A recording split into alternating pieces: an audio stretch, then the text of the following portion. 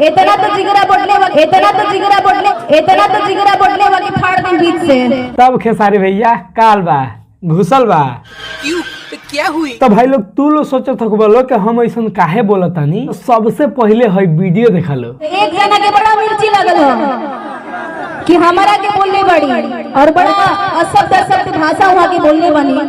तो हम मन से वहाँ के ये कहो जहाँ कि बेटी अपनी हो या पराई की हो, कभी किसी बेटी का इज्जत उछालते नहीं है। और केहू के औकात में के रहो कि राजपूत के लड़की के कपड़ा खरीद के दे दिए। पता बा केकरा के बोलल गइल बा?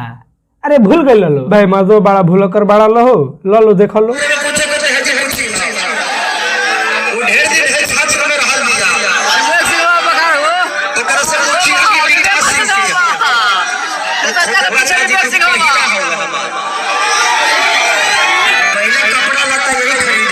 हाँ देख लो जे खेसारी भैया कहले रहलन, खेसारी भैया ई ना ओबरा सोचले रहलन कि मान लो कि उहो केहू के लड़की है, ओकरो माई बाप होखी, ओकरा खराब लागी, मरला के सुर में कुछ बोल रहलन।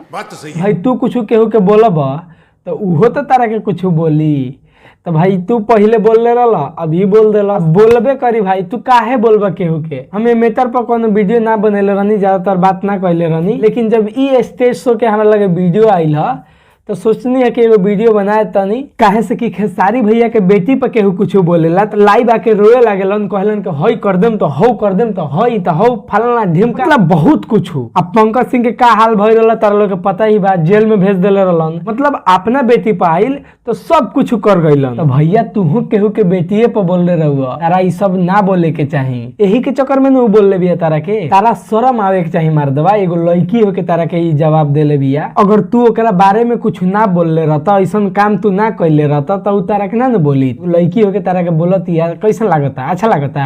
नहीं मर्दवा, कुछ बोले से पहले तनी सोच लिहल कर। जैसे तहार बेटी तारा खातिर प्यारी बिया ना, वैसे सब केहू के बेटी सब केहू खातिर प्यारी होली सन। ओकरा भी माई बाप के बहुत बुरा लागल हुई अगर तहारी वीडियो देखले होइलो तो। आ छोड़ा मानता नहीं ओकर माई बाप तहारी वीडियो ना देखले होखी, लेकिन भैया गाँव जवार हितई नातई केहू ना केहू तो देखले हुई। एगो लड़की ही ओकरा कितना शर्म आवत हुई। तारा ई सब ना बोले के चाही, बहुत घटिया बात बोलले रहुआ। मान लो तारा बेटी पे केहू कुछ करता, तारा जगह बुरा लागता, उनका सब केहू के लागेला, तो ई कुली ना बोले के चाही। तो भाई लोग तारा लोग के का राय बा? मान लो कि खेसारी भैया पहले बोलले रहलन, अभी बोल दलस, तो एकरा बारे में तू लोग का सोचो तारा लोग कमेंट करके जरूर बताइए लो। आ चैनल पर नया बार तो चैनल को सब्सक्राइब कर दिया लो। फेसबुक पेज पर देखा लो तो पेज के फॉलो कर लिया लो। चलो लो मिलल जी अगला वीडियो में, तब तक खाती बाय बाय।